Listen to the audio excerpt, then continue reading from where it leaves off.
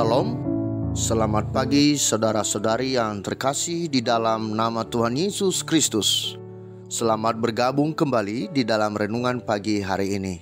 Sebelum kita membaca dan merenungkan firman Tuhan pada pagi hari ini, marilah kita mempersiapkan hati dan pikiran kita dan memohon tuntunan Roh Kudus. Mari kita berdoa. Bapa yang baik, kami bersyukur atas penyertaan-Mu sepanjang malam ini, sehingga kami boleh bangun dari tempat tidur kami.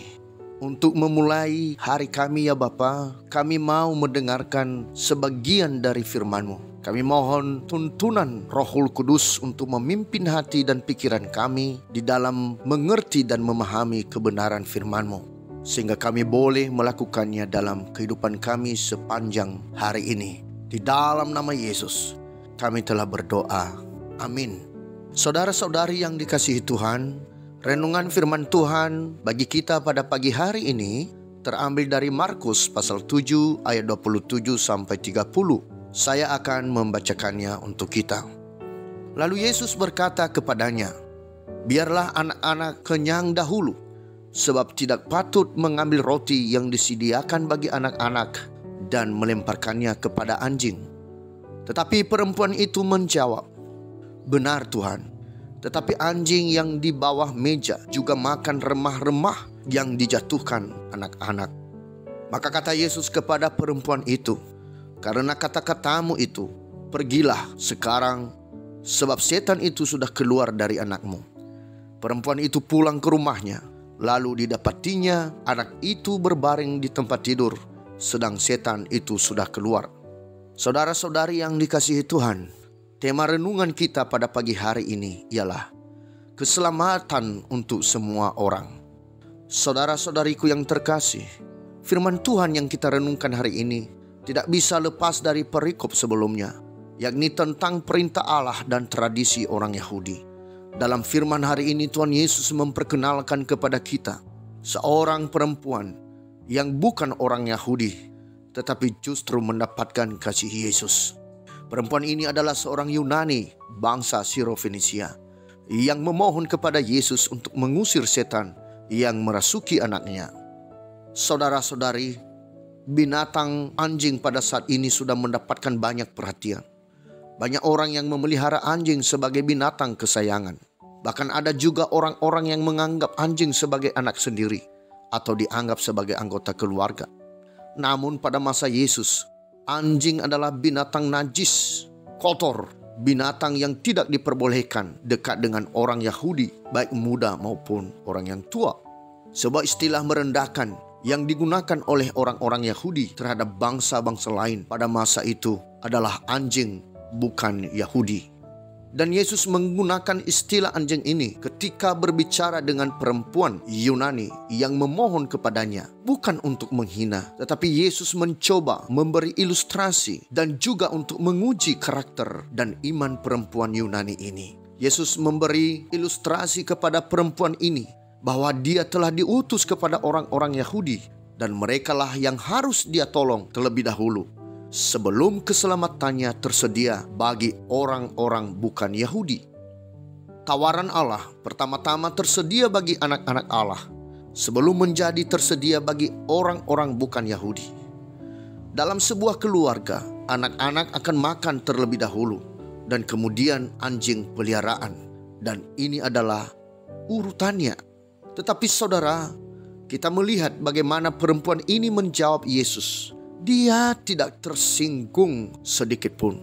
Dia juga tidak merasa sedih dengan ilustrasi yang digunakan oleh Yesus. Sebaliknya, dengan rendah hati dan tidak sombong, dia telah bijak menjawab Yesus dan dia telah lulus ujian. Yesus ingin melihat apakah perempuan non-Yahudi ini bersedia untuk bersandar sepenuhnya kepadanya, atau apakah dia akan bangga dan menolak Kristus. Seorang perempuan yang bukan Yahudi percaya dengan imannya bahwa Yesus mempunyai kuasa menyembuhkan anaknya. Jadi saudara-saudara, kita belajar dalam firman Tuhan hari ini bahwa keselamatan tidak diperuntukkan hanya kepada orang Yahudi saja, tetapi kepada setiap orang yang menerima Yesus sebagai juru selamatnya. Saudara-saudaraku yang terkasih, kita juga perlu introspeksi diri. Apakah kita benar-benar orang yang percaya kepada Yesus? Seperti perempuan Yunani yang telah beriman kepada Yesus itu, atau apakah kita hanya mengaku di mulut saja tetapi tidak meneladani Yesus sebagai orang yang berdosa? Sebenarnya kita tidak layak untuk menerima kasih Tuhan, tetapi anugerah Tuhan telah melayakkan kita untuk menjadi anak-Nya. Saudara-saudariku yang terkasih, kita tidak boleh menghalangi anugerah Tuhan kepada orang lain, tetapi kita harus menyatakan kebenaran yang menyelamatkan orang lain, baik kepada saudara seiman maupun kepada mereka yang masih belum percaya. Kita tidak akan sanggup melakukannya dengan kekuatan kita sendiri. Oleh karena itu, kita meminta kuasa daripada Roh Kudus di dalam nama Yesus. Demikianlah renungan bagi kita pada pagi hari ini. Tuhan memberkati. Kita akan menutup renungan dalam doa. Tetapi jika saudara ingin didoakan secara khusus, hubungi email kami, kerinduan kami agar channel ini menjadi berkat bagi banyak orang. Mari kita berdoa. Bapa yang di surga, kami bersyukur atas firman-Mu pada pagi hari ini. Engkau mengingatkan kami, sesungguhnya kasih Kristus berlaku bagi setiap orang yang menerima Engkau tanpa membeda-bedakan, baik itu orang Yahudi maupun orang non-Yahudi, tetapi bagi mereka yang benar-benar percaya di dalam nama Yesus Kristus. Terima kasih Bapa, jadikan kami saksi bagi Kristus di dalam memberitakan Injil sukacita itu. Bapa di surga, kami juga berdoa buat umat Tuhan yang mengalami pergumulan hidup. Engkau yang menyembuhkan, Engkau yang menguatkan dan memampukan, bahkan mencukupkan segala kebutuhan mereka. Kami juga berdoa buat para pemimpin kami, mulai dari pusat sampai ke daerah-daerah.